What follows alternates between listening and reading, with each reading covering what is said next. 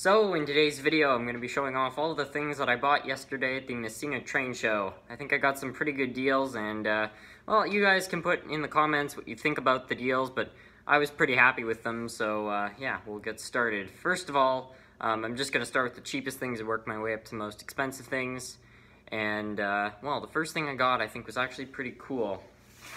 First thing I bought was a lot for $5. A lot of volume, I have to say, I think, for $5. The first thing it came with was this Buchman Santafe locomotive. It's an old Ringfield motor. For $5, really, that's what you'd expect. The guy there claimed that this worked like 2 or 3 years ago when he put it on a shelf or in storage, and it just stopped working. Personally, I think it was involved in a flood because the wheels are like really corroded, but yeah, primarily, I just thought I'd buy this locomotive, restore it, maybe just sell it off or something. I don't know. Great price. And then in that same lot, it included this this Swift Boxcar, so that was kind of cool. And I believe this is a cattle car. It came with this little Boxcar. It's all old Bachman stuff. It's not worth a crazy amount, but when you consider everything, including the locomotive, was basically $1, I mean, that's, you kind of can't beat that. And you got a hopper and a caboose. So that was all this stuff for $5. So I'm pretty happy with that. Some of it I'll probably restore, some of it I'll sell, who knows. But I was just happy with that deal. Now, the second thing I bought, and you guys will probably wonder why it's so cheap, and I'll explain that. The second thing I bought is this old Bachman Santafe steam locomotive. I've got this backwards. So this is one of the ones that Bachman made these in the 80s, and it was selling for just $5. Very, very good deal. But it's only a good deal because I'm willing to restore it.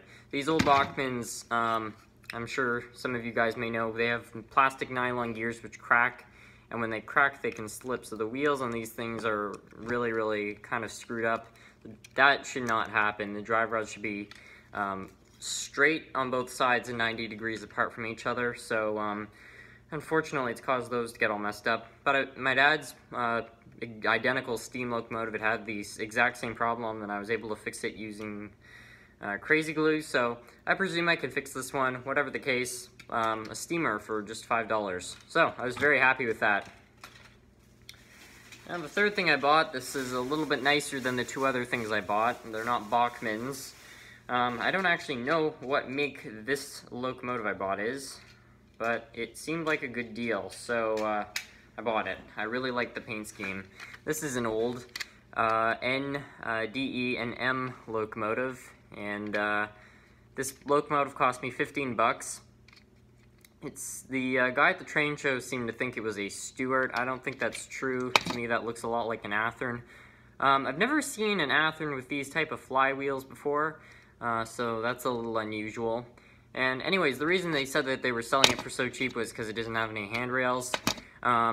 Later on, I was just kind of testing it, and I discovered that it actually has a bit of a transmission issue. I noticed when I turned this with my finger that this gear didn't turn, but the other one did. And I learned that this wheel's locked in, these two are locked in, but this one's freewheeling. So there's something wrong with the transmission, but the motor does turn over, and in general, it doesn't seem to be in too bad shape, so I thought that was a pretty good deal.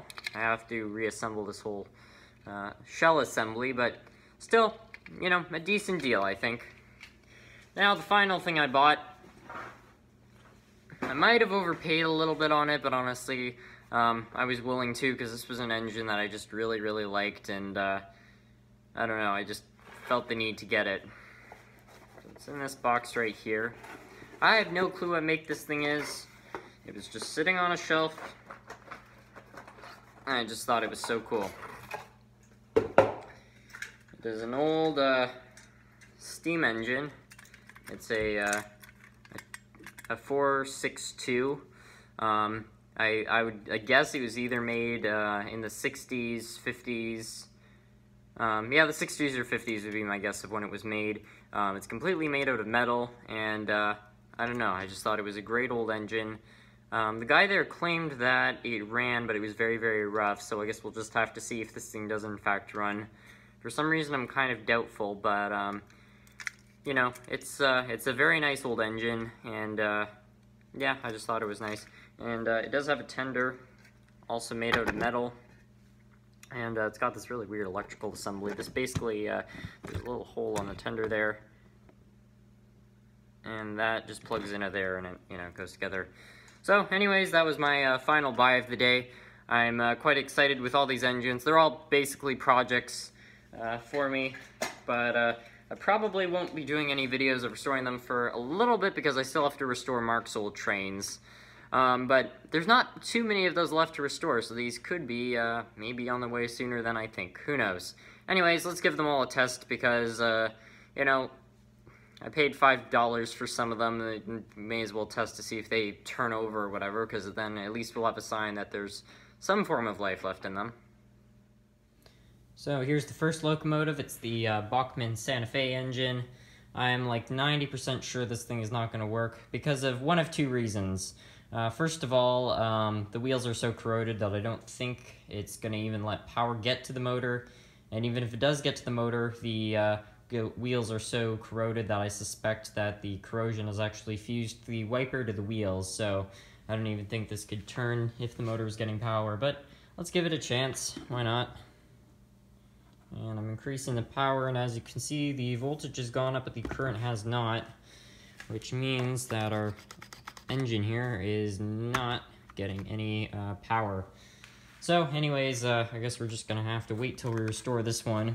It's really no surprise. I'll try to do a close-up of the corrosion here. My camera will focus. Yeah, as you can see, the corrosion on these wheels is just really bad.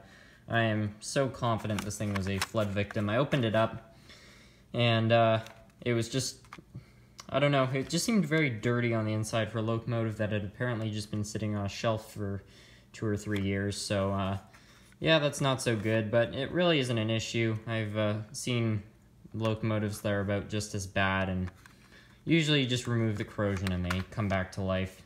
So here's the second locomotive. It's the Buchman Steamer. There's no way I'm actually going to try to run this thing. I just want to give it power to see if anything you know, comes on, like the lights or the motor makes a bit of sound. But I know it's not going to run because the wheels are not supposed to look like that. Anyways. Oh, yeah, we've got life. I can hear the motor and the light came on, so I guess this one has a good motor, hopefully, and if we just fix the gear problem, then hopefully we'll have a beautiful new steam engine to add to the collection. It is a very good looking engine, as you can see. Very, very happy with it. And here's the next one. It's the M Switcher Locomotive, which is supposedly a Stuart, or as I like to think it is, an Athearn.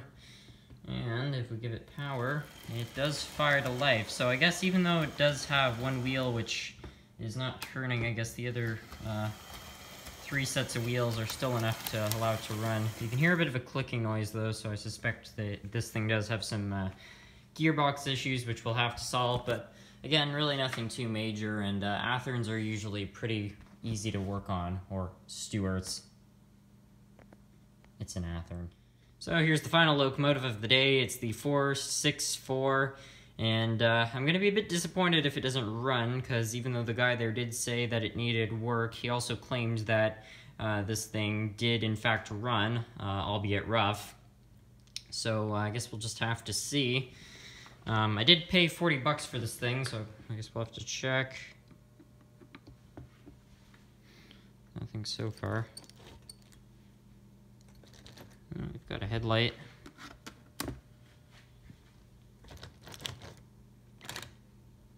Well, the engine's getting power because the headlight's coming on. But you can see the current. If you watch this, see when I turn up the voltage, it comes up a very, very little bit, but that little bit of current could just be the light bulb. So I'm not sure. I'm not hearing any sound from the motor, so I guess this thing maybe needs a little bit more work than the person who sold it to me let on. And there is no way that you could blame the controller for being the problem, because this is no weakling controller. So that's it for today's video. I know none of these really worked, but frankly I'm pretty confident that we'll be able to get most of them working, and I think some of these were a pretty good deal.